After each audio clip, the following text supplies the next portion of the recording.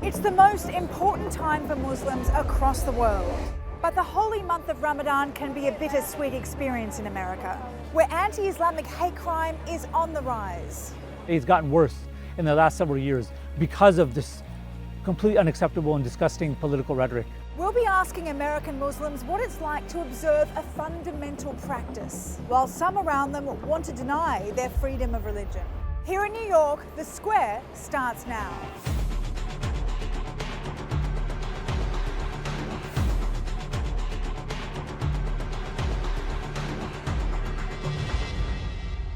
Welcome to Times Square. I'm Sally Ihan. On this show, we're talking about the right to freedom of religion in America, something protected under the First Amendment.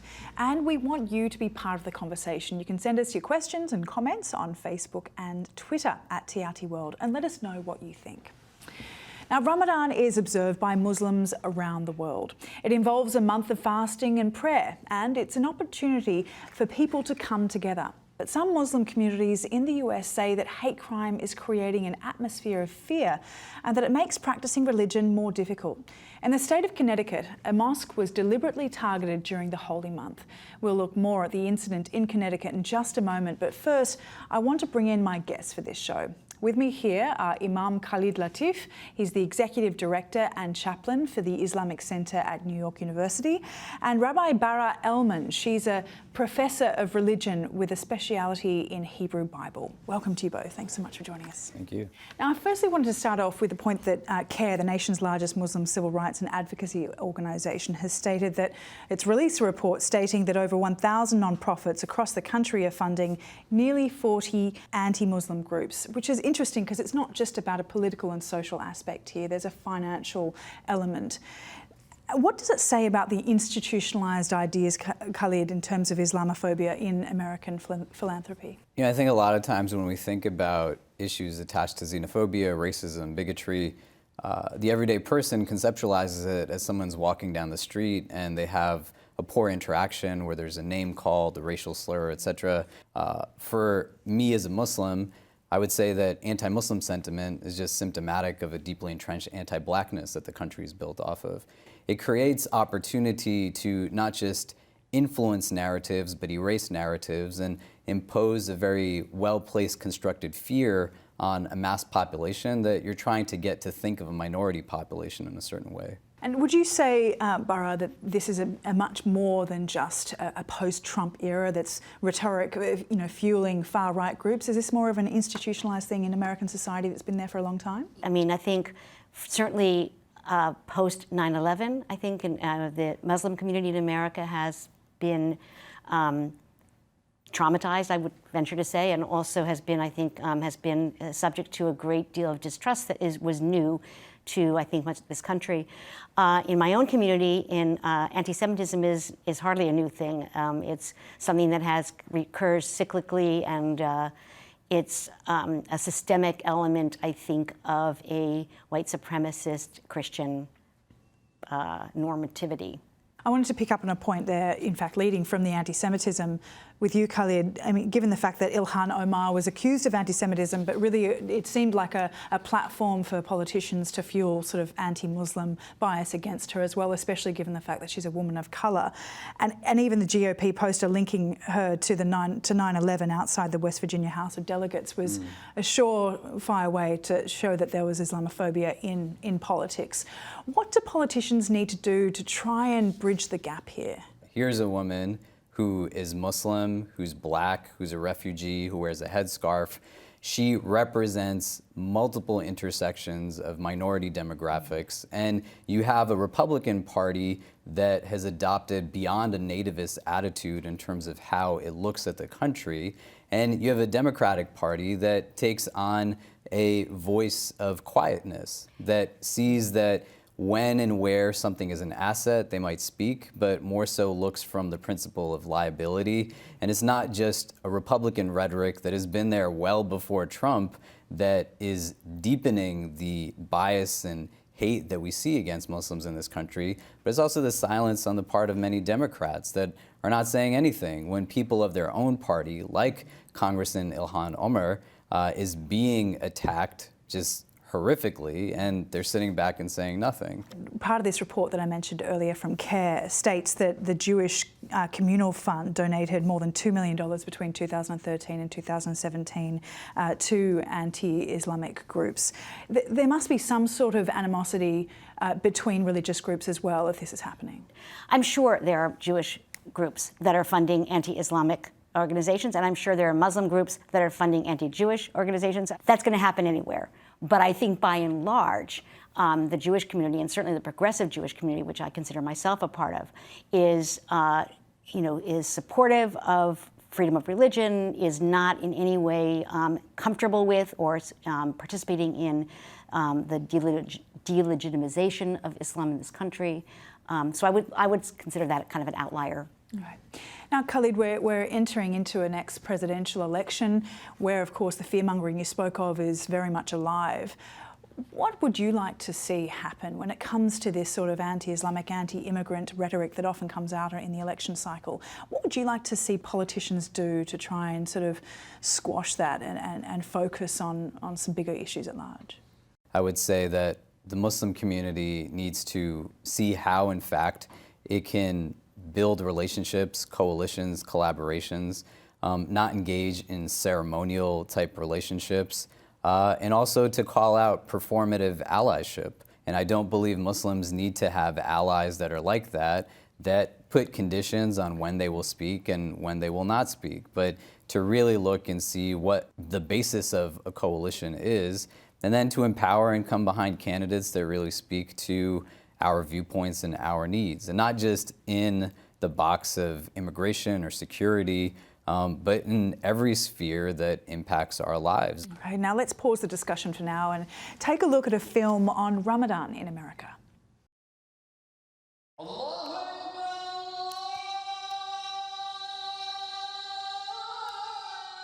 There are over 3 million Muslims in America. It's the third largest religion, and it's a diverse population of all ethnic backgrounds. Nearly 90% of Muslims living in the US are citizens. They exist in every walk of life, every part of society.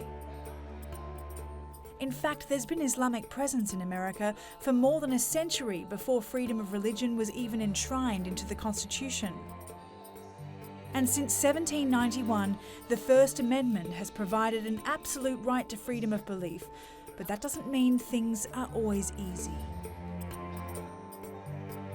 I was born and raised in the States, in New York, and never had these kind of issues coming up, but things changed dramatically after 9/11. And whereas before I always felt welcome, people were interested in my faith and why I was wearing hijab, after 9/11 things changed so differently, and it was so strange to feel suddenly like an outsider in a country that I'd always, that I grew up in. Hate crime figures are on the rise. The number of incidents targeting American Muslims has risen in the last year. In the last 2 years, over 2,000 cases of anti-Muslim bias or harassment have been reported. Almost 200 anti-mosque incidents have occurred since 2017. Nationwide, 1 in 5 people are harassed because of their religion. And during the holy month of Ramadan, the feelings of vulnerability are compounded. Security at mosques all over the US has been increased, a response to anti-Islamic attacks and for protection during a time when thousands of the community are coming together to share an iftar meal and to pray. The Muslim community at New Haven, Connecticut know more than most what it feels like to be a target. I've come to meet Haydar Elevli. He's the chair of the board at the Diyanet Mosque. On the 12th of May, it suffered an arson attack. May 12th, Mother Day, someone came in, they started to burn up the mosque, and it was like some kind of gasoline or pour the gasoline and started to give it damage to our mosque. So it happened on Mother's Day, and that was during Ramadan. Do you think there was some significance with that? Yes, I think so. Yes. Because we have iftar, we have a special prayer for Ramadan, for the Taraweeh, and everybody here, kids here, everybody is so happy. I mean, someone did for purposely. We got to replace all the windows probably, but we got to keep going. We're not going to stop it. So. How long do you think it's going to take to get everything back to the way it was? maybe 6 months. 6 months from now. So. And where will people go and pray until then? We have a prayer outside the trailers, and we have to do everything outside. We even break the fast outside, and Jummah pray outside, even the Tarawih pray outside right now. What does it feel like to have your place of worship attacked like this? Horrible. This is our home. You in other countries, it's like no place to go. Where are you gonna go? Home is work, go home, then you go to mosque. And our kids here, we have 80 kids here a weekend. They have a class, in Turkish class, they have an Arabic class, and they have a cultural class. Also beginning the religions classes, everything here. I have like 7 teachers here. So it's not just a place of worship, but it's a place for community for people to come together, to learn, to be together. Yes. Dr. Halil Mutlu has been going to the Diyanet Mosque for years. During Ramadan, people use this spot, gathering place, as a reference point. That's where they break their fast, that's where they get ready for the fast. During night prayers, Maghrib and Isha, people spend almost half of the night in this location. If I remember one thing from my childhood, those are the days from Ramadan.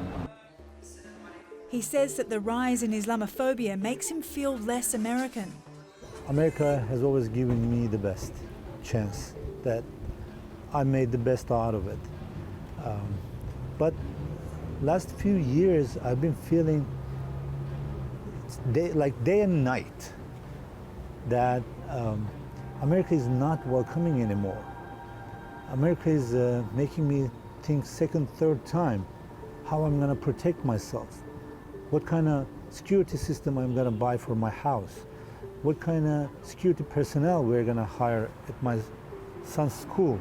My son Mustafa goes to an Islamic school, and with the principal and the PTA, we are talking about bringing extra security forces, gun versus ungun. These are the issues we are discussing. It makes me feel so excluded. Halil says he experienced Islamophobia directly at the hospital where he works. He asked me, "Oh, where are you from?" He goes, "Are you one of them?" I said, "What do you mean?" He goes, "Are you Arab?" I said, "No, I'm not Turkish." He goes, "Oh, you are one of them." I didn't carry this any further because I knew what he meant. He meant, "You're Muslim." The arson attack on the mosque in New Haven is not an isolated incident. In the last decade, cities across America have seen a steady increase in hate crimes. There were 35 attacks on mosques in 2018. Anti-Muslim sentiment has been on the rise since the election season of 2015, with a spike in 2017 after the declaration of the Muslim ban. But is this a symptom of the Trump era? Dalia Fahmy, who studies hate crimes and Islamophobia, doesn't think so. We need to look at is the rise of white nationalism in the United States, but really the white power movement that finds its roots in Europe. And this can be traced to the mid-2000s with the rise of President Obama when he was candidate Obama. Before President Obama was president, there were just a handful of militias in the United States. After he became president, they skyrocketed to 28. And so when we think about what is the nexus that causes this rise in the othering rhetoric, it was the first black president. The idea that the country is being lost by white people. And so we start to see the kind of mainstreaming of what used to be on the margins. So if you remember in President Obama's last State of the Union address, he said this famous line where we as a country will stand against rising anti-Semitism.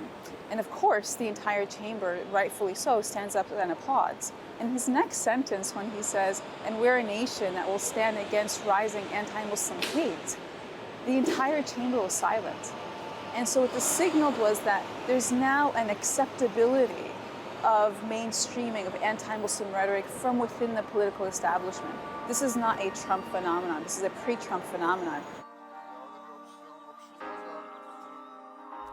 As I walk around New Haven, I'm struck at what a welcoming place it is, and it certainly doesn't seem like somewhere where far-right groups are operating. New Haven is in fact home to a success story when it comes to Islam in America. Ivy League University Yale is the third oldest higher education institution in the US. Now, it's known for its strong liberal arts curriculum and its liberal community.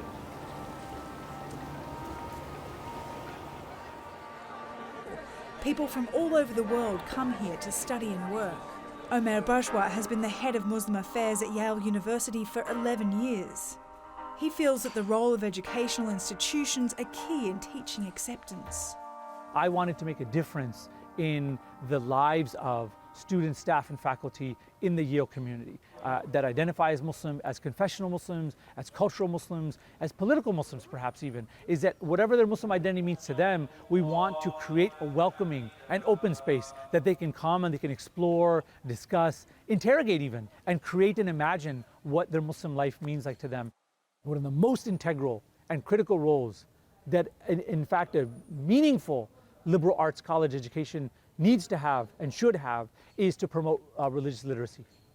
And I think it's very fortunate at a place like Yale that they take the liberal arts education very seriously. That's one of the sort of fortes of Yale. But it's sad to see that there's students that are growing up now in high school and then particularly in college that are living in an increasingly, this is almost a cliche now to talk about, a globalized world, an interconnected, hyper-connected world in many ways. But yet there's these silos, right? And there's these chasms of ignorance that people are on different sides of, that they don't know about other racial communities, about different religious communities, about different spiritual communities, about different ethnic communities. And I think it's absolutely the job of a good college education and university education to promote real serious religious literacy. Every year they hold an iftar at Yale for the students. I think that's something that when I was first coming to Yale, I was concerned about just having like a space to pray. But again, Chaplain Bajwa has put in so many like programs in place, and I think he's put in so much effort to make sure that like our dining halls serve like all zabi hamid, which is like really easy. You don't have to worry about like what you're eating. Also like just weekly prayers, and like even like every prayer is held in our musalla, so our prayer space. And I think it's been really easy it's easier than I thought it would be to practice as a Muslim here, just because there are so many people who are trying to do the same thing, and also we have so many like resources in place. One Yale graduate who understands what it is to be a Muslim in America is Hajbe Chatabasholu. He's a first-generation American and has a strong sense of identity. He's one of the youngest ever elected council members in the country. What was it like being elected into council at just 19 years old? I really knew nothing about city politics, federal politics, what have you, growing up, and that's just because a lot of Muslims don't necessarily feel as assimilated into American culture as you know we'd like them to be, and so there's that disconnect of information where people just don't necessarily know how to run, don't know like who their official is, and the way to fix that is to make government accessible to all. What's your role in helping to combat hate crimes? My role specifically in addressing hate crime is to stand up for the people who don't have a voice for themselves. You know, in a lot of ways, I am the liaison for the Muslim community in New Haven. I'm the only Muslim alder on the 30-member Board of Alders. And so my job is to inform people. My job is to bring people together. Hajbe is the product of what some might call the American dream. His father travelled here from Turkey illegally and in a somewhat roundabout way. I came to America in 1992. I finished the high school in Istanbul, and I wanted to come to America so badly because everybody those days, somehow they're trying to end up in America. I end up getting visa from Guatemala. So I want to come up somehow. Mexico didn't give me visa, so I came to Guatemala trying to pass the border. First attempt, I get caught. And the second attempt, I crossed the border. They detained me again because I did not have no visa for Mexico. He travelled across Central America, getting detained along the way before finally crossing the border illegally into the US. So they asked me, you know how to swim? I said yes. And then, middle of the night, they brought me to the river. I get out like 10 minutes later from the water. The good thing that I know how to swim, so that's how I get to America. After the end of the 3 years, I opened up my own business. It was the first Turkish pizzeria in Connecticut. If you work hard enough, there is still American dream out here. I'm very proud for my son. I'm still illegal immigrant. I'm one of the 12 million in America. There is no way to get the citizenship yet. His immigration status gives him a deep appreciation for his family and community, and Ramadan is the most important time of the year for them all to come together. And Hajibeh says that celebrating his faith doesn't take away from feeling American. I mean, what does it mean to be American, right? Is it a nationality? I mean, last I checked, American wasn't a religion. And so I can be an American Buddhist, I can be an American Christian, I can be an American whatever. At the end of the day, our differences is what makes us American. The fact that I can have a conversation with someone who comes from a different background, that is what is American. And I think being welcoming of others is, what the founding fathers wanted this country to look like. If there is a positive to be found in the rise in hate crime figures, it's perhaps that it seems to have brought different religious communities together. In the US, anti-Semitic attacks more than doubled last year. This Ramadan, many from the Jewish community have decided to join hands with their Muslim neighbours and celebrate together. Our mission is to get people to share their stories and learn about each other. This is really how we believe that we can fight hate. It's for people to get to know each other, feel more comfortable, and eliminate the othering and the chain that comes after that of I fear you, I hate you, I'll act on it.